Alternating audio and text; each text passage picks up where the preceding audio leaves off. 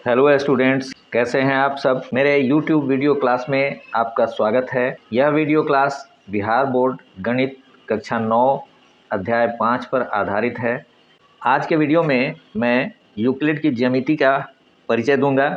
ज्यामिति गणित का बहुत ही महत्वपूर्ण भाग है। आप जहां तक गणित पढ़ेंगे वहां तक ज्यामिति आपके साथ रहेगा। इंजीनियरिंग में जाने की चाहत रखने वालों के लिए इसे बिल्कुल दिल में बसा कर रखना होगा। आज का यह वीडियो क्लास बहुत ही महत्वपूर्ण है। इसमें यूक्लिड की ज्यामिति का परिचय ही नहीं बल्कि यह ज्यामिति का ABCD ज्ञान होगा। आज की बताई गई हर बात, हर तथ्य, हर परिभाषा को आपको गांठ बांध के रखना होगा, क्योंकि आगे के हर अध्यायों में उनका वर्णन आएगा। इसलिए आज की बताई जाने वाली बातों को जब आप याद रख लेंगे, आने वाला हर चैप्टर आपको आसान लगेगा। तो हम लोग अपने टॉपिक पर आएँ। इससे पहले आप सभी मेरे वीडियो को लाइक कर दें। जो लोग पहली बार मेरे वीडियो क्लास में आए हैं, देख रहे हैं, उनसे आग्रह है कि मेरे वीडियो को लाइक तो करें ही, साथ ही साथ इस चैनल को सब्सक्राइब भी कर दें। आइए हम लोग अपने टॉपिक पर आते हैं। यूक्लिड की ज्यामिति का परिचय। ज्यामिति शब्द, जिसकी अंग्रेजी जियोमेट्री है, यूनानी शब्दों जियो और मेट्रिन से मिलकर बना है। जियो का अर्थ पृथ्वी या भूमि और मेट्रिन का अर्थ मापना। इससे यह समझ में आता है कि ज्यामिति की शुरुआत जमीन नापने के क्रम में लोगों ने किया। इस तरह से प्राचीन काल में बहुत सी जगहों पर ज्यामिति का व्यवहारिक इस्तेमाल मिलता है, परंतु सैद्धांतिक रूप से अथवा ये कह लें कि पुस्तक के रूप में कहीं पर लिखा हुआ किसी गणितज्ञ द्वारा पहले कभी नहीं मिलता था। विश्व के महान प्राचीन सभ्यताओं जैसे मिस्र की सभ्यता, बेबीलोन की सभ्यता, चीन की सभ्यता, भारत की सभ्यता में ज्यामिति का व्यवहारिक उपयोग देखने को मिलता है। मिस्र के पिरामिडों को आप देखें, बेबीलोन के हैंगिंग गार्डन को देखें, चीन की महान दीवार को देखें, अथवा भारत की महान सभ्यताएं हड़प्पा और मोहनजोदड़ो को देखें।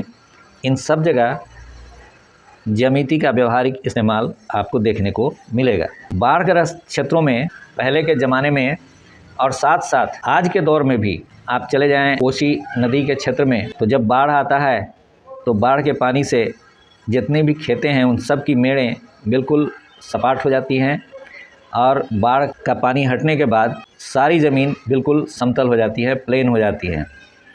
अब ऐसे में सभी लोग अपनी अपनी ज़मीनों को पुनः नापकर सीमाएं बना लेते हैं, मेड़ें फिर से बना लेते हैं।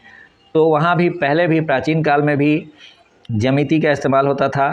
ज्यामिति का लोग इस्तेमाल करते थे, परंतु यह व्यवहारिक उपयोग में ही केवल देखने को मिलता था। यह अव्यवस्थित ढंग से एक दूसरे को केवल बता दिया जाता था। सैद्धांतिक रूप से अथवा पुस्तकों में इसका वर्णन नहीं मिलता था। सबसे पहले 300 ईसा पूर्व अर्थात आज से लगभग 3000 साल पहले मिस्र के एक गणितज्ञ यूक्लिड ने ज्यामिति के ज्ञान को सैद्धांतिक रूप से अपनी पुस्तक एलिमेंट्स, जो 13 अध्यायों में विभाजित है, इसमें अब तक के जितने भी ज्यामिति की ज्ञान थी और उन्होंने जितने भी रिसर्च किए थे उनको अपने पुस्तक एलिमेंट्स में संग्रहित किया और उसे दुनिया के सामने रखा। यूक्लिड ने ज्यामितीय वस्तुओं के कई गुणों को नियमों के रूप में मान लिया। उनकी पुस्तक में इन नियमों को साधारण चिंतन या कंसेप्ट्स ऑफ थॉट कहा जाता था। यूक्लिड के सिद्धांतों में सबसे पहले आकाश या स्पेस से शुरुआत की थी। उन्होंने आकाश और उसके आसपास के ठोसों का अध्ययन किया। आकाश मतलब कि पृथ्वी का वायुमंडल भी आकाश है, तो उसके आसपास जितनी भी वस्तुएं होती हैं उनके अध्ययन किया गया। उन्होंने ठोस वस्तु के बारे में जानकारी दी कि एक ठोस का आकार होता है, ठोस की माप होती है, उसे छुआ जा सकता है, पकड़ा जा सकता है, एक स्थान से दूसरे स्थान ले जाया जा सकता है। ठोस की परिसीमा यानी बाहरी सतह, जिसको पृष्ठ कहा जाता है, सरफेस। सरफेस वो है जब किसी वस्तु को आप छूते हैं तो उंगली जहाँ पर सटती है वही पृष्ठ है। अब पृष्ठ कभी समतल भी हो सकती है और टेढ़ी मेढ़ी भी हो सकती है। अगर समतल होती है तो वहाँ से सीधी रेखाओं के बारे में जानकारी मिलती है, और अगर पृष्ठ टेढ़ी मेढ़ी है तो वक्र रेखाओं के बारे में जानकारी मिलती है। इस तरह से यूक्लिड की बहुत सारी परिभाषाएं हैं। उन्होंने एलिमेंट्स पुस्तक के पहले खंड में 23 परिभाषाएं दी हैं। इनमें कुछ परिभाषाएं आपकी जानकारी के लिए यहाँ पर दी जा रही हैं। इन्हें ध्यान से सुनेंगे इन्हें याद रखेंगे, इन्हें अपनी कॉपी पर नोट भी कर लेंगे। आपकी पुस्तक में ही है, लेकिन पुस्तक में बहुत सारी बातें होती हैं जिन्हें यह जानना जरूरी होता है कि कौन सा आपके लिए महत्वपूर्ण है, कौन सा नहीं है। तो यूक्लिड की परिभाषाओं में पहला परिभाषा है बिंदु के बारे में। बिंदु अर्थात पॉइंट। बिंदु वह है जिसका कोई भाग नहीं होता। अब हम लोग बिंदु को देख लें। हम कागज पर पेंसिल या कलम से एक छोटा सा निशान भी अगर लगाते हैं तो साधारण बोलचाल में इसे हम बिंदु मानते हैं, लेकिन यूक्लिड के परिभाषा के अनुसार यह भी बिंदु नहीं हुआ, क्योंकि इसके भी भाग हो सकते हैं। आज के वैज्ञानिक युग में इस बिंदु की लंबाई चौड़ाई निकाली जा सकती है, लेकिन सैद्धांतिक रूप से बिंदु वह है जिसका कोई भाग नहीं हो सकता है, अर्थात उसकी कोई लंबाई चौड़ाई मोटाई नहीं हो सकती है। दूसरा, रेखा के बारे में भी वैसे ही बताया गया है कि रेखा वह है जिसमें केवल लंबाई होती है, चौड़ाई नहीं होती है। देख रहे हैं कि इसमें लंबाई है और सरसरी निगाह में इसमें कोई चौड़ाई दिखाई नहीं देती है, लेकिन फिर भी इसकी कुछ न कुछ चौड़ाई है, जिसे सूक्ष्म यंत्रों से इसकी चौड़ाई को भी मापा जा सकता है। लेकिन चूंकि व्यवहार में हमें दिखाना है तो हम इसे ही रेखा मान लेते हैं कि रेखा वह है जिसमें केवल लंबाई है, चौड़ाई और मोटाई नहीं है। तीसरा, एक रेखा के सिरे बिंदु होते हैं। कोई भी रेखा होगा उसका जो सिरा होगा वो बिंदु होगा। यहाँ पर दो बिंदु हैं दोनों सिरों पर, यह ए और यह बी। एक सीधी रेखा ऐसी रेखा है जो स्वयं पर बिंदुओं के सपाट रूप से स्थित होती हैं। यूक्लिड के अनुसार रेखा के ऊपर बिंदुएं जब सपाट रूप से स्थित हों तो वो सीधी रेखा है। हम लोग सीधी रेखा को एक तरह से और डिफाइन करते हैं, आप वो भी देख लीजिए। मान लिया दो बिंदु हैं, एक बिंदु से दूसरे बिंदु तक पहुंचने के लिए एक रास्ता यहाँ से ऐसे भी हो सकता है, एक रास्ता ऐसे भी हो सकता है और एक रास्ता ऐसे भी हो सकता है। तो जब दो बिंदुओं तक पहुंचने का न्यूनतम दूरी तय करने वाला जो रास्ता होगा वही सीधी रेखा होगा। पृष्ठ किसी भी वस्तु का जो बाहरी सतह होता है वही पृष्ठ होता है। इसमें केवल लंबाई और चौड़ाई होती है, इसकी मोटाई की कोई अवधारणा नहीं है। पृष्ठ मतलब केवल बाहरी सतह ही पृष्ठ कहलाता है। पृष्ठ के किनारे को एज कहा जाता है, एजेस। आप देखिए यह भी एक वस्तु है, इसका किनारा एक रेखा है। यह रेखा सीधी रेखा भी हो सकती है और वक्र भी हो सकती है। अगर वस्तु टेढ़ी मेढ़ी वस्तु है तो उसका किनारा टेढ़ा मेढ़ा हो सकता है, वक्र के रूप में हो सकता है। एक समतल पृष्ठ ऐसा पृष्ठ है जो स्वयं पर सीधी रेखाओं के साथ सपाट रूप से स्थित होता है। अर्थात समतल वह तल होता है जो केवल सीधी रेखाओं से बना हुआ होता है। जिस प्रकार रेखा बिंदुओं से बना होता है, उसी तरह पृष्ठ रेखाओं से बना होता है। सीधी रेखाओं से बना पृष्ठ समतल कहलाता है। तो इन परिभाषाओं को अपने ध्यान में रखें और हम लोग आगे बढ़ते हैं। यूक्लिड ने कुछ गुणों को बिना सिद्ध किए सत्य कथन मानने की कल्पना की। ये कल्पनाएं वास्तव में सर्वव्यापी सत्य हैं, अर्थात उन्होंने अपनी पुस्तक में कुछ बातें ऐसी लिखी जिनको साबित करने की, सिद्ध करने की आवश्यकता नहीं थी। ये कल्पनाएं असल में सर्वव्यापी सत्य हैं, यूनिवर्सल ट्रूथ। यूनिवर्सल ट्रूथ के बारे में आप जानते होंगे। यूनिवर्सल ट्रूथ ऐसी सच्चाई है जिन्हें हर व्यक्ति मानता है। जैसे सूर्य पूर्व की दिशा में उगता है, इसे साबित करने की कोई आवश्यकता नहीं है। कोई भी व्यक्ति सुबह में उठ करके देख सकता है कि सूर्य किधर उगता है, किस दिशा में उगता है। जो व्यक्ति जन्म लेता है उसकी मृत्यु एक दिन निश्चित है। यह भी सर्वव्यापी सत्य है, सभी लोग इसको मानते हैं। तो इस प्रकार की परिकल्पनाएं यूक्लिड ने दी। उन्हें दो भागों में बांटा गया। पहले भाग को कहा जाता है अभिगृहित, इसे अंग्रेजी में एक्सम्स कहते हैं। यह गणित के सभी क्षेत्रों के लिए मान्य है। दूसरा अभिधारणा, पोस्टुलेट्स।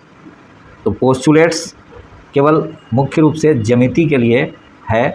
तो इन दो शब्दों को आप अच्छी तरह से अपने दिमाग में बिठा लें। आगे हम लोग अभिगृहित और अभिधारणा के बारे में डिटेल कुछ हम लोग फिर बातें करेंगे। यहाँ देखें, यूक्लिड के कुछ अभिगृहितों को उनके क्रम के बिना यहाँ पर दिया जा रहा है, यानी यहाँ पर वो क्रम नहीं है जो यूक्लिड का क्रम है, लेकिन यह बहुत ही महत्वपूर्ण है। आप भी इन्हें नोट भी कर लेंगे और याद भी कर लेंगे। ये सभी बातें आपको सुनने में बहुत ही साधारण लगेंगी, लेकिन इन्हें साधारण नहीं समझेंगे। ये आपको आगे बहुत सारे प्रश्नों को हल करने में ये काम आएंगी, इनका रेफरेंस देना होगा। पहला है, वे वस्तुएं जो एक ही वस्तु के बराबर हों एक दूसरे के बराबर होती हैं। अर्थात अगर एक से अधिक कई वस्तुएं हैं, 2 हैं, 3 हैं, 4 हैं, और वे सभी वस्तुएं एक और किसी वस्तु के बराबर हों तो वे सब आपस में भी बराबर होती हैं। मान लीजिए कि यह एक वस्तु है ए और एक वस्तु और है बी। ये दोनों दो वस्तुएं हैं ए और बी। अब ये भी मान लेते हैं हम लोग कि एक वस्तु और है सी। तो ध्यान देने की बात यह है कि ए वस्तु जो है वह सी वस्तु के बराबर है, फिर बी वस्तु भी सी वस्तु के बराबर है, अर्थात ए और बी दोनों अलग अलग सी के बराबर हैं। तो ए और बी भी एक दूसरे के बराबर होंगे। यूक्लिड का यही कहना है कि दो बराबर वस्तुएं एक तीसरे वस्तु के बराबर हों तो वे दोनों भी आपस में बराबर होते हैं। दूसरा, यदि बराबरों को बराबरों में जोड़ा जाए तो पूर्ण भी बराबर होते हैं। ये एक वस्तु है और ये दूसरी वस्तु है, ये दोनों वस्तु बराबर है। अब दो और वस्तु हैं जो ये दोनों भी आपस में बराबर हैं। ये वस्तु इसके बराबर है, ये वस्तु इसके बराबर है। अब यदि हम इस वस्तु को इस वस्तु से जोड़ दें और इस वस्तु को इस वस्तु से जोड़ दें तो जो जोड़ने के बाद हमें जो बड़ा वस्तु प्राप्त होगा वह दोनों भी आपस में बराबर होगा। इन दोनों का जोड़ और इन दोनों का जोड़ भी आपस में बराबर होगा। इसी का उल्टा है कि यदि बराबरों को बराबरों से घटाया जाए तो शेषफल भी बराबर होते हैं। जैसे जोड़ करके दोनों बराबर हुए वैसे घटाने पर भी बराबर होंगे। वे वस्तुएं जो परस्पर संपाती हों एक दूसरे के बराबर होती हैं। अब संपाती को आप समझिए। मान लीजिए यह एक वस्तु है ए, दूसरी वस्तु है बी। अब यदि ए को हम बी के ऊपर उठा करके रखते हैं तो यह बी को पूरी तरह से ढक लेता है, यानी बी का कोई भी भाग दिखाई नहीं देता है। फिर बी को उठा करके जब ए पर रखते हैं तो यह ए को भी यह पूरी तरह ढक लेता है, अर्थात ए का कोई भी भाग दिखाई नहीं देता है। तो ऐसे में हम यह कह सकते हैं कि ए और बी दोनों एक दूसरे के संपाती हैं, या दोनों संपाती हुए। तो यहाँ कहा जा रहा है कि वे वस्तुएं जो परस्पर संपाती हों एक दूसरे के बराबर होती हैं। पांचवा है, पूर्ण अपने भाग से बड़ा होता है, यानी पूरा भाग अपने आधे या चौथाई से हमेशा बड़ा होता है। इसे एक व्यवहारिक उदाहरण से आप समझें। भारत एक देश है, बिहार एक राज्य है। तो भारत का एक भाग है बिहार, तो भारत हमेशा बिहार से बड़ा होगा और बिहार हमेशा भारत से छोटा होगा। एक ही वस्तुओं के दुगने परस्पर बराबर होते हैं। अगर कोई वस्तु यह है, इसको दुगना करके कोई वस्तु यह तैयार किया गया, फिर इसी को दुगना करके यह भी तैयार किया गया, तो यह दोनों भी आपस में बराबर होंगे। एक ही वस्तुओं के आधे भी परस्पर बराबर होते हैं। तो इन अभिगृहीतों को आप अच्छी तरह से ध्यान में रख लेंगे। तो आपने यूक्लिड के कुछ अभिगृहीतों के बारे में अभी जाना। एक चीज़ पुनः आपको याद दिला दें कि अभिगृहीत वो कल्पनाएं हैं जिन्हें गणित के हर क्षेत्र में, जिनकी मान्यता है, हर क्षेत्र में ये काम आती हैं। अब हम लोग अभिधारणा के बारे में कुछ जानें। अभिधारणा वो कल्पनाएं हैं जो विशेष रूप से ज्यामिति के लिए बहुत ही कारामद हैं, ज्यामिति में ये काम आने वाली हैं। पहला, एक बिंदु से एक अन्य बिंदु तक एक सीधी रेखा खींची जा सकती है। एक बिंदु यहाँ है और एक बिंदु यहाँ है। तो यूक्लिड के इस अभिधारणा के अनुसार इन दो बिंदुओं से होकर एक सीधी रेखा खींची जा सकती है।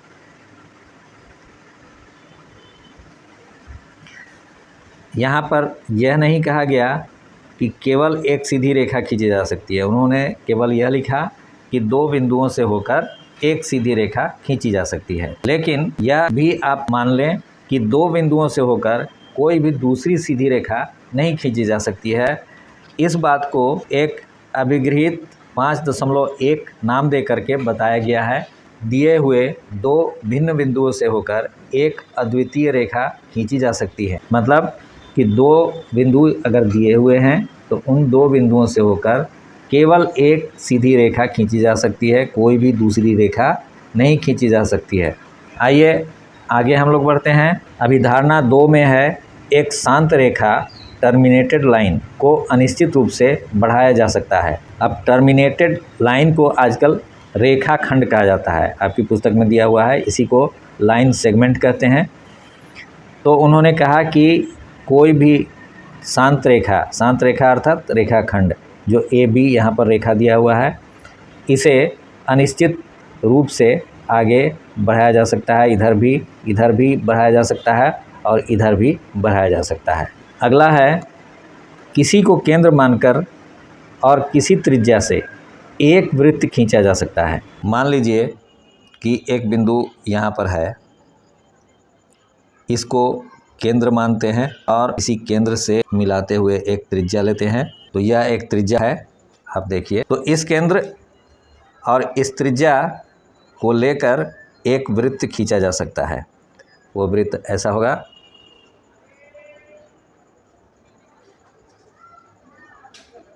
एक केंद्र और एक त्रिज्या को लेकर के यह वृत्त खींचा गया। अब यहाँ पर ध्यान देने की बात यह है कि एक केंद्र और एक त्रिज्या के साथ यही एक वृत्त खींचा जा सकता है, दूसरा कोई वृत्त नहीं खींचा जा सकता है। सभी समकोण एक दूसरे के बराबर होते हैं। तो समकोण जानते होंगे, जो नहीं जानते हैं वो भी जान लें कि समकोण का अर्थ है,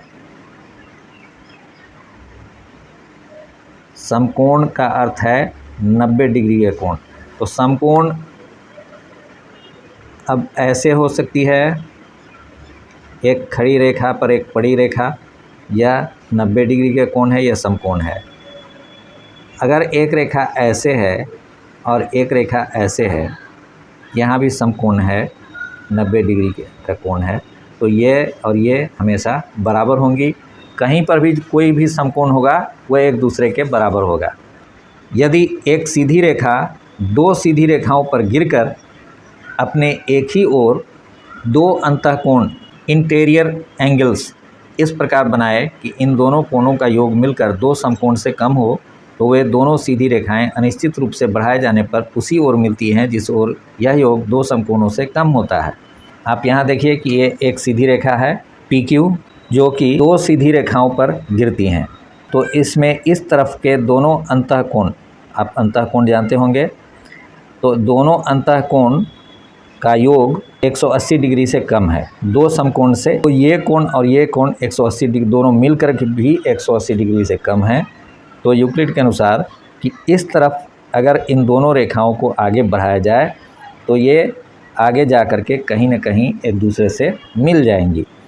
इसको भी आगे बढ़ाएंगे आप और इसको भी आगे बढ़ाएंगे तो ये एक दूसरे से मिल जाएंगी, उसी ओर मिलेंगी जिधर के अंतःकोण दो समकोण से कम है।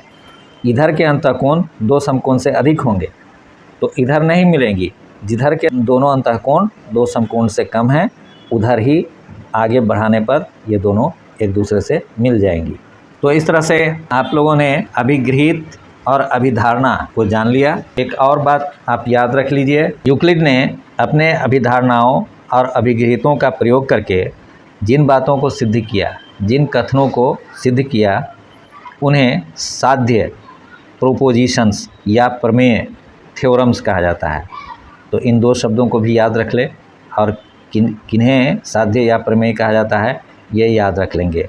उन्होंने 465 साध्य बताए, साबित करके बहुत सी परिकल्पनाएं की, उन्हें सिद्ध किया। इन्हीं अभिधारणाओं और अभिगृहितों की मदद से 465 में से बहुत सारे पढ़ाए जाते हैं। तो आप इस बात को याद रखेंगे। अब सीधा प्रश्नावली 5.1 पर पहुंचते हैं। यह है प्रश्नावली 5.1। इसका पहला प्रश्न देखिए, निम्नलिखित कथनों में से कौन से कथन सत्य हैं और कौन कौन से असत्य? अपने उत्तरों के लिए कारण दीजिए। पहला है, एक बिंदु से होकर केवल एक ही रेखा खींची जा सकती है।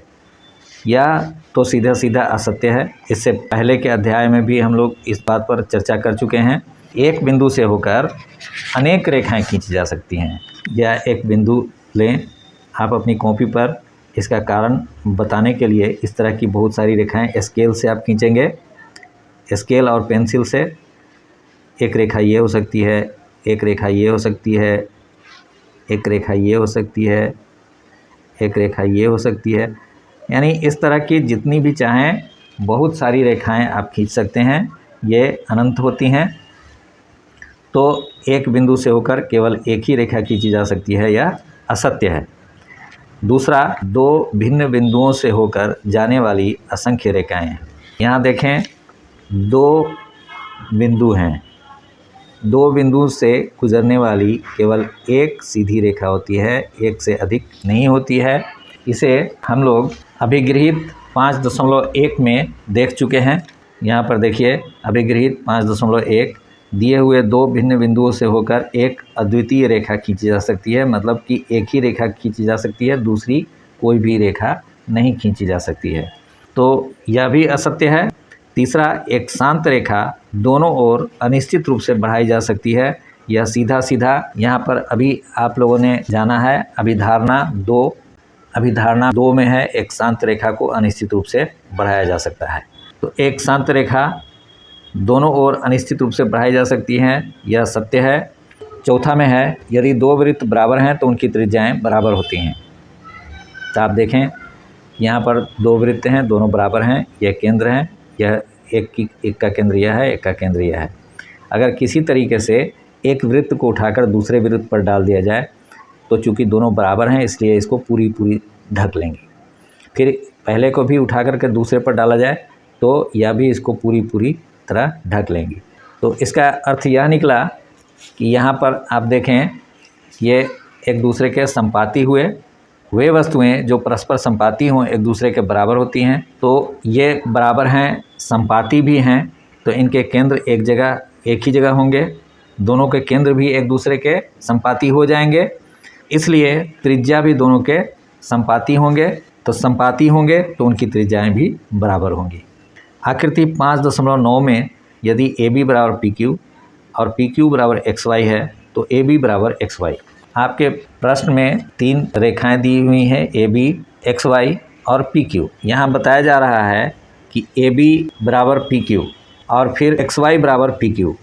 तो चूँकि ये इस रेखा से यह भी बराबर है और यह भी बराबर है, तो यदि दो रेखाएं, यह रेखा और यह रेखा, किसी तीसरी रेखा इस रेखा के बराबर है तो दोनों एक दूसरे के बराबर होंगी। यह यूक्लिड के अभिगृहित नंबर 1 से साबित होता है। आप यूक्लिड के अभिगृहित संख्या 1 को देख लेंगे। दूसरे प्रश्न में है, निम्नलिखित पदों में से प्रत्येक की परिभाषा दीजिए। क्या इनके लिए कुछ ऐसे पद हैं जिन्हें परिभाषित करने की आवश्यकता है? वे क्या हैं? आप इन्हें कैसे परिभाषित कर पाएंगे? तो यहाँ पर 5 पद हैं, पांचों की परिभाषाएं आपको लिखनी है। पहला है समांतर रेखाएं। ऐसी रेखाएं जिनके बीच की लंबवत दूरी सभी जगह समान हो। लंबवत दूरी का अर्थ अब ये अपरिभाषित है, ये शब्द यहाँ पर अभी इनकी परिभाषा की आवश्यकता है। ऐसे जानिए कि ये रेखा है और ये रेखा है। अब दोनों के बीच की लंबवत दूरी बराबर कहा जा रहा है। लंबवत दूरी का मतलब कि यहाँ से जो रेखा अगर यहाँ खींचा जाए तो ये एक ऐसी रेखा होगी कि यहाँ भी 90 डिग्री के कोण बनाएगा और यहाँ भी 90 डिग्री के कोण बनाएगा। इसी तरह की जो भी रेखा खींची जाएगी, हर एक रेखा की लंबाई बराबर होगी। लंबवत रेखा, अगला टर्म में आपको लंब रेखाओं की परिभाषा मालूम हो जाएगा। आप देखिए, लंब रेखाएं किसी रेखा पर समकोण बनाकर मिलने वाली दूसरी रेखाएं लंब रेखाएं होती हैं।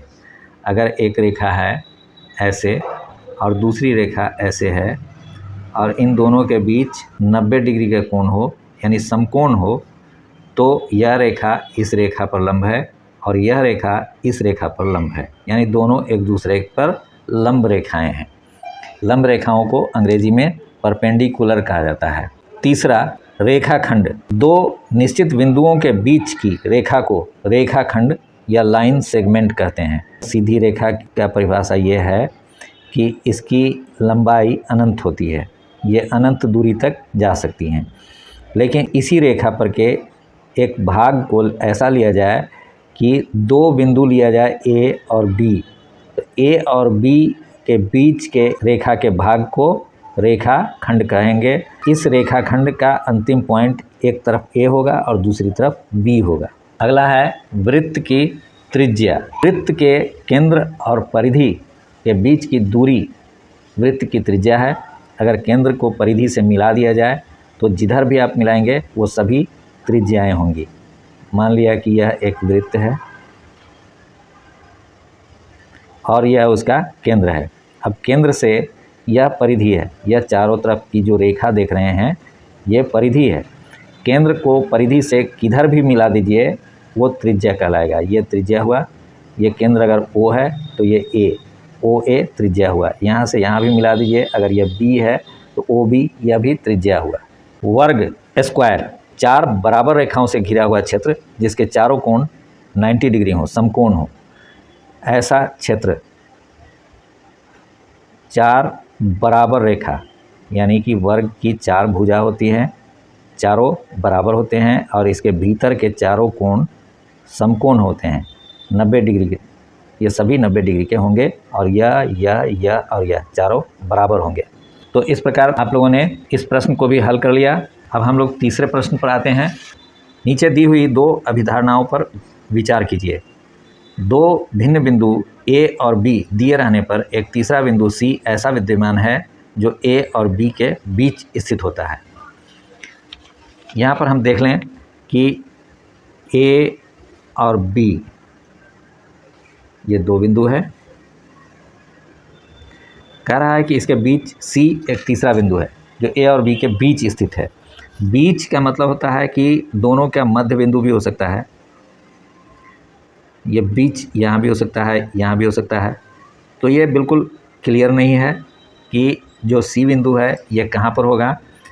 सामान्य भाषा में अगर A बिंदु और B बिंदु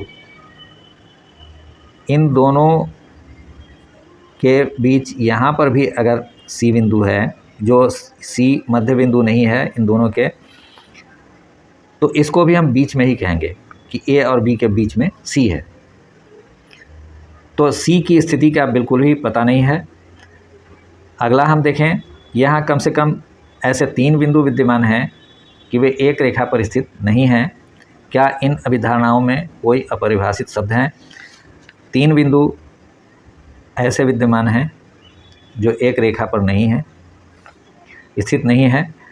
तो इन अभिधारणाओं में कोई अपरिभाषित शब्द हैं? तो हैं। कहने का मतलब कि यहाँ पर दिया हुआ है कि C की स्थिति के बारे में बिल्कुल भी पता नहीं चल रहा है इस अभिधारणा से। तो इससे यूक्लिड के किसी भी अभिधारणा से यह मेल नहीं करता है। लेकिन पूछ रहा है कि क्या ये अभिधारणाएं अविरोधी हैं? हाँ, ये एक दूसरे की विरोध नहीं करती हैं, लेकिन स्थिति भी स्पष्ट नहीं होती है। ये कह सकते हैं कि अभिगृहित 5.1 से ही कुछ लिया हुआ है तो ये चल सकता है। 5.1 में है कि दो बिंदुओं से गुजर करके एक रेखा खींची जा सकती है, एक सीधी रेखा खींची जा सकती है। अब तीसरा बिंदु इस रेखा पर भी हो सकता है और इस रेखा के बाहर भी हो सकता है। इस डिस्कस को यहीं पर छोड़ते हैं और आगे बढ़ते हैं। चौथे प्रश्न में है कि यदि दो बिंदुओं A और B के बीच एक बिंदु C ऐसा स्थित है कि AC बराबर BC, तो सिद्ध कीजिए कि AC बराबर हाफ AB, 1/2 AB। एक आकृति खींचकर इसे स्पष्ट कीजिए। आपके प्रश्न में दिया हुआ है कि A और B के बीच एक बिंदु C ऐसा स्थित है कि AC बराबर BC। A और B के बीच यह C बिंदु है, C बिंदु है। कह रहा है कि AC बराबर BC, AC बराबर BC। तो साबित करना है हमें, यह साबित करना है कि AC बराबर 1/2 AB। AC जो है सो AB का आधा है, यह सिद्ध करना है। तो हम लोग यह करते हैं कि AC को x मान लेते हैं, यहाँ से यहाँ तक की दूरी को x मान लेते हैं। तो प्रश्न से चूँकि AC बराबर BC है तो BC यानी यहाँ से यहाँ तक की भी दूरी x हो जाएगी। अब हम AB को लेते हैं, AB बराबर AC जोड़ BC, AB बराबर AC जोड़ BC। ये तो क्लियर है। तो AC की लंबाई है x और BC की भी लंबाई है x, तो यह हो गया 2x। तो x बराबर क्या हो जाएगा? AB/2 या 1/2 AB। x बराबर हो जाएगा 1/2 AB और x हम किसको माने हैं, AC को x माने हैं, तो हम लिख सकते हैं कि AC बराबर 1/2 AB। यही हमें सिद्ध करना था, यह सिद्ध हुआ। वीडियो के लंबा हो जाने के कारण यह क्लास यहीं रोक रहा हूँ।